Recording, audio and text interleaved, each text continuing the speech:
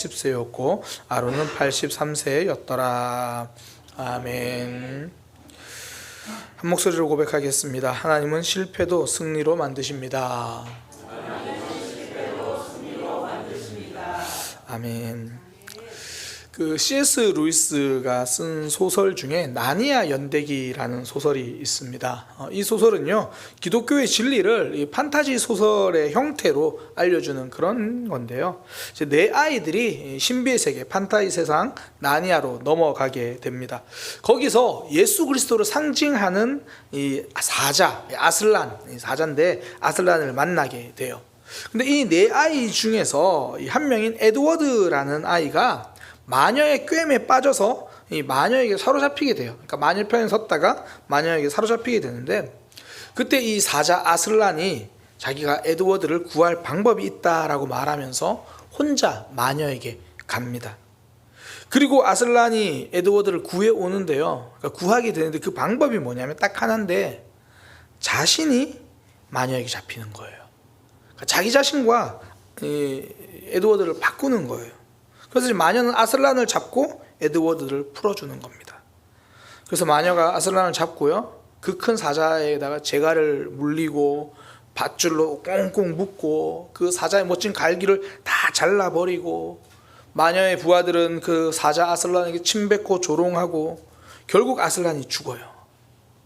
그렇게 에드워드를 대신해서 아슬란이 죽고, 그 후에 아슬란이 살아납니다. 부활해요. 그리고 마녀를 완전히 물리쳐요. 그러니까 예수 그리스도를 상징하는 그 아슬란이죠. 저는 참 인상 깊었던 게, 에드워드를 살리려고 혼자 마녀를 찾아가는 아슬란의 모습이었습니다. 거기 등장한 에드워드는요, 실수로 마녀에게 간 게 아니에요. 자신의 선택이었어요. 마녀 편에 서는 게 더 낫다고 생각해서 선 거거든요. 그러다가 사로잡힌 거예요. 그런 에드워드인데도 아슬란은 그 에드워드를 살리겠다고 아슬란 자신이 죽어요. 이게 바로 예수님의 사랑이죠. 이게 우리를 바라보는 하나님의 마음이죠. 하나님은 어떠한 경우에도 우리를 포기하지 않으십니다. 우리가 하나님을 향하여 등 돌리고 있어도, 또 어쩌면 우리는 우리 스스로의 모습을 보고 좌절하고 낙심하고 포기하고 있을 때도 하나님은 우리를 포기하지 않으십니다. 저는 이 신년 특별 새벽기도, 특별히 오늘 둘째 날 이 말씀을 통해서 그렇게 우리를 포기하지 않으시는 하나님, 연약하고 완악한 우리에게 여전히 소망을 가지고 계시는 그 하나님의 마음을 깨닫고 알아가기를 소망합니다. 이 하나님의 마음 잘 나타난 것, 바로 모세를 찾아오시는 하나님이거든요.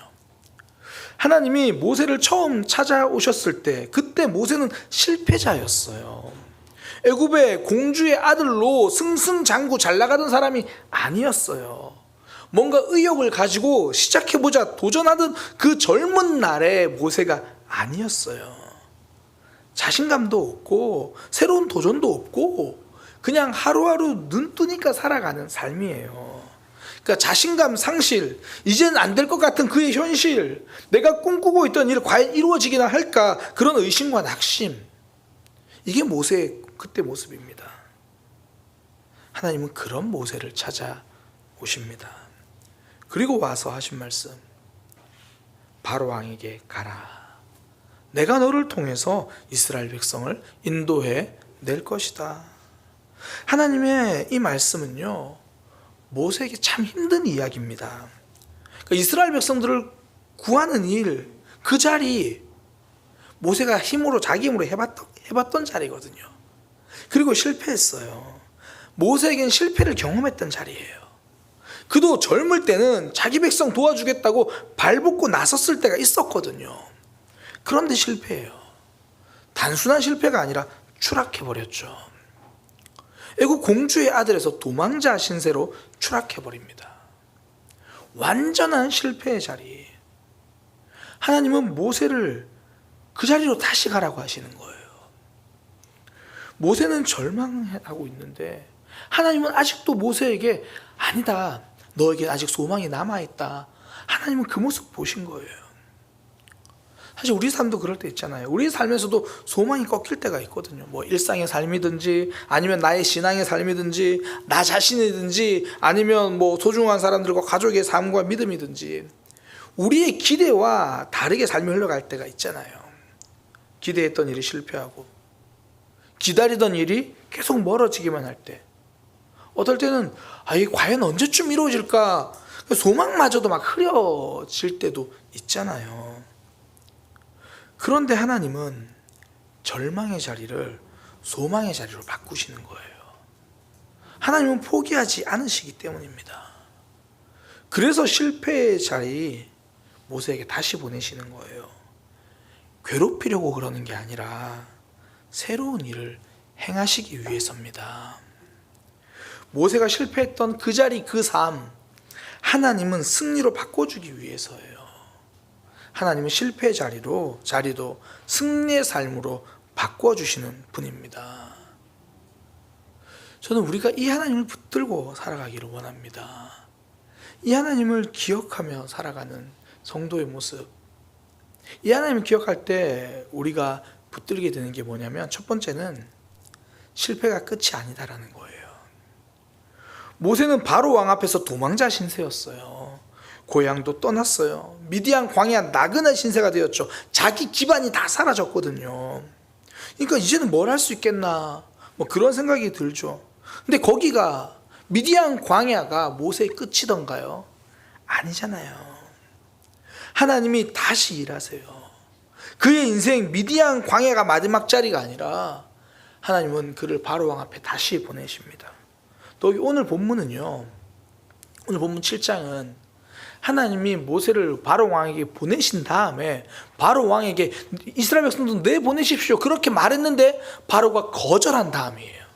그것도 그냥 거절한 게 아니라, 야, 이스라엘 백성들 너희 지금 몸 편하니까 딴 생각하지, 야, 내가 너희를 더 힘들게 일을 시키겠다. 그렇게 더 힘들게 일을 시켜가지고 이제 이스라엘 백성들조차도 이 모세와 아론의 말을 듣지 않고 원망하고 있는 그런 또 한 번의 실패를 겪고 난 다음이 오늘 본문의 이야기입니다. 그러니까 하나님이 가라고 해서 갔는데 삶이 더 어려워졌어요. 다시 실패했어요. 우리도 그럴 때가 있잖아요. 뭐 내가 감당하고 있는 일 힘들지만 그래도 내가 해야지. 우리의 삶 하나님 앞에 다시 한번 그래도 하나님이 내게 주신 사명 감당해야지. 큰맘 먹고 있는데 더 힘든 거예요. 회복이 아니라 더 고갈되는 것처럼 보이는 거예요. 그런데 하나님 다시 가라고 하는 거예요. 우리는 성경 이야기를 알아요. 모세의 삶, 이 절망의 순간이 끝이 아니잖아요. 다시 바로 왕에게 가요. 그리고 하나님은 결국 모세를 통해서 출애굽을 완성시키십니다. 지금은 실패의 자리처럼 보이는 그 상황, 그 삶, 그 모습이 끝이 아니라는 거예요. 우리도 신앙생활 늘 뜨겁게 하지는 못하잖아요. 뭐 이전에는 열정도 있었고 교회를 위해서, 하나님을 위해서 참 많은 것을 할 때도 있었죠. 근데 어느 순간 막 식어버리는 삶이고. 근데 우리 삶 여기서 끝일까요? 그렇지 않습니다. 하나님 우리를 다시 부르시고요, 하나님 우리에게 다시 뜨거운 마음으로 새롭게 회복시켜 주십니다. 다시 믿음의 자리에 가라. 우리의 믿음 생활, 우리의 신앙 뒤로 물러선 자리가 우리의 자리가 아니라는 거예요. 사단은 계속 현실을 보게 만듭니다. 야, 너 지난번에 넘어졌잖아. 지금 눈앞에 보이는 현실 더 안 좋아졌잖아. 변할 것 같아? 응답 될 것 같아? 지금 찾아온 실패, 지금 찾아온 침체가 꼭 마지막 모습인 것처럼, 그냥 이제는 설물대 열정 다 사라지고 그냥 이대로 살아가야 할 것처럼 그렇게 우리를 속여요. 넘어져 있는 지금 모습만 보라고 하는 거거든요. 그런데 성경이 우리에게 알려주는 것, 그렇게 좌절한 모세, 여기가 끝이 아니라는 거예요. 실패의 자리가 최종의 자리가 아닙니다. 예수님께서 이걸 선명하게 증명하셨잖아요. 무덤도 최종 버전이 아니셨어요. 죽으면 다 끝난다고 생각하는데 무덤에 들어가셨으니까 이제 끝났구나. 그런데 예수님은 부활해 버리십니다. 죽음조차도 끝이 아님을 우리에게 증명해 주시죠. 우리의 삶 실패가 왜 없습니까? 기도하던 일이라고 모든 게 다 좋게만 흘러가진 않잖아요. 신앙생활 늘 뜨겁게 하는 것은 아닙니다. 그러나 좌절하는 이 모습, 낙심해 있는 이 모습, 고갈되어 있는 이 모습이 우리 삶의 끝이 아니라는 거예요. 답답한 상황이 계속된다고 해서 답이 없는 삶으로 하나님은 내버려 두지 않으십니다. 믿음은요, 내 삶을 보는 게 아니라 일하시는 하나님을 보는 겁니다. 시편 42편 11절, 내 영혼아 내가 어찌하여 낙심하며 어찌하여 내 속에서 불안해하는가. 너는 하나님께 소망을 두라. 지금 눈에 보이는 실패, 눈에 보이는 좌절, 멀게 보이는 기도 응답, 이 삶이 끝이 아니라는 겁니다. 실패의 상황 끝이 아닌 것. 어떻게 보면 지금 모세는요, 바로 왕 앞에 또 실패하고 돌아온 것처럼 보이는데 이 실패가 최종 점수가 아닙니다. 하나님은 그에게 새로운 승리를 주시는 거예요. 오늘 말씀하시잖아요. 바로는 더 완악할 거다. 그러나 내가 반드시 이스라엘 백성들을 인도해 낼 거다. 하나님은 실패의 자리도 승리로 만드십니다. 그러니 우리가 꼭 기억해야 될 것, 지금 내 모습 낙심하고 좌절하고 있다고 하들지라도 이게 끝이 아니다. 실패로 끝나지 않는다는 거죠. 또 하나 성도가 기억해야 될 것, 실패의 자리가 사명의 자리가 될 때 승리를 경험한다는 겁니다. 하나님은 모세를 실패의 자리로 다시 보내세요. 바로 왕에게 가라. 그전에는 도망자였는데 이제는 그를 사명자로 보내시는 거예요. 모세가 혼자 싸울 때는 도망자였잖아요. 그런데 하나님이 함께 하시니까 그의 삶 사명자가 됩니다. 하나님은 우리가 실패했던 그 자리, 사명의 자리가 되기를 원하시는 거예요.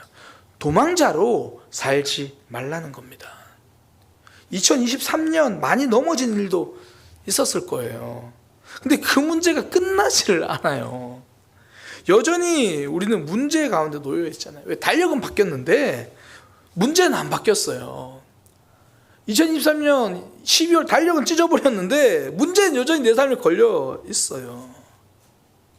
그렇다면, 아직 그 문제가 남아있다면 그건 피하고 도망갈 상황이 아니라 사명으로 품고 도전해야 할 일이라는 거예요. 주신 사명 감당하는 거 어렵습니다. 원래 자리 지키는 게 제일 어려워요. 저도 이제 신년이 되었다고 헬스장을 다시 나가기 시작했는데, 헬스장에 가면 많이 써있는 문구가 그거잖아요.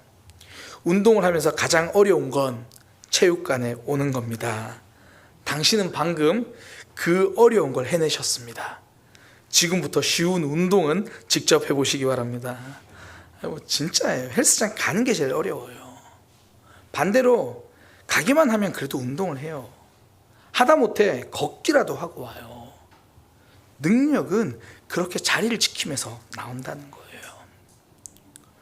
모세가 출애굽의 기적을 경험할 수 있었던 것, 실패의 자리라고 해서 그 자리를 다시는 돌아보지도 않고 나는 거기 안 갈 거야, 그 자리를 떠나거나 그러지 않았다라는 거예요. 실패의 자리 하나님 보내시니까, 거기가 사명의 자리임을 깨닫고 다시 가니까 출애굽의 역사가 일어나죠. 제가 가끔씩 하는 표현, 남들은 걱정거리라고 말할 때 성도는 그걸 기도 제목이라고 이야기를 하잖아요. 그러니까 남들이 보기에는 문제였습니다. 그런데 성도가 보기에는 기도할 거리죠. 아픈 현실을 기도의 사명으로 만들어버리는 거예요. 응답은 그때 경험합니다. 걱정거리, 이건 실패의 자리라는 관점이에요. 기도 제목, 이거는 사명의 자리라는 관점이죠. 내가 걱정하는 문제, 내가 기도해야 할 제목이구나. 관계도 그렇죠. 예수님은 자신을 조롱하고 십자가에 못 박은 이들을 사랑해야 할 사람으로 보셨잖아요. 남들은 아픔의 자리라고 말할 때 예수님은 사명의 자리임을 아셨습니다. 그러니 십자가가 능력이 되죠. 용서의 역사가 일어나죠. 그냥 실패로 끝난 것이 아닙니다. 굉장히 유명한 만화에 나온 대사인데요. 도망쳐서 도착한 곳에 낙원이란 있을 수 없는 거야. 도망쳐서 도착한 곳엔 낙원이란 있을 수 없는 거야. 내가 넘어졌던 그 자리, 사명의 자리임을 깨닫고 다시 도전할 때 하나님의 나라를 경험하게 됩니다. 하나님은 다시 한번 실패를 경험했던 그 모세에게 그 자리로 또 보내세요. 그를 회복시켜 주기 위해서입니다. 저는 우리 모두가 새로운 회복을 경험하는 2024년이 되기를 소망합니다. 실패라고 생각했던 삶에서 새로운 승리를 경험하게 되기를 소망합니다. 하나님은 우리에게 새로운 승리를 주시기 위해서 실패의 자리로 다시 보내시는 거예요. 힘들고 아프지만 그 자리에서 사명의 자리로 만들어갈 때 2024년 새로운 삶이 시작됩니다. 서론에서 나니아 연대기를 통해서 우리에게 아직도 소망을 가지고 계신 하나님에 대해서 함께 나눴어요. 우리 자신만 보면 연약한 밖에 없어요. 그러나 하나님은 우리를 포기하지 않으십니다. 새로운 기대를 가지고 새로운 한 해를 주신 거예요. 이제 그 하나님 붙들고 내가 있는 자리를 사명의 자리로 만들어내는 저와 여러분이 되기를 소망합니다. 우리 함께 찬양하겠습니다. 마음속에 어려움이 있을 때, 그러나 우리 하나님 그럼에도 불구하고 날 사랑하시고 그럼에도 불구하고 우리를 붙들어 주시고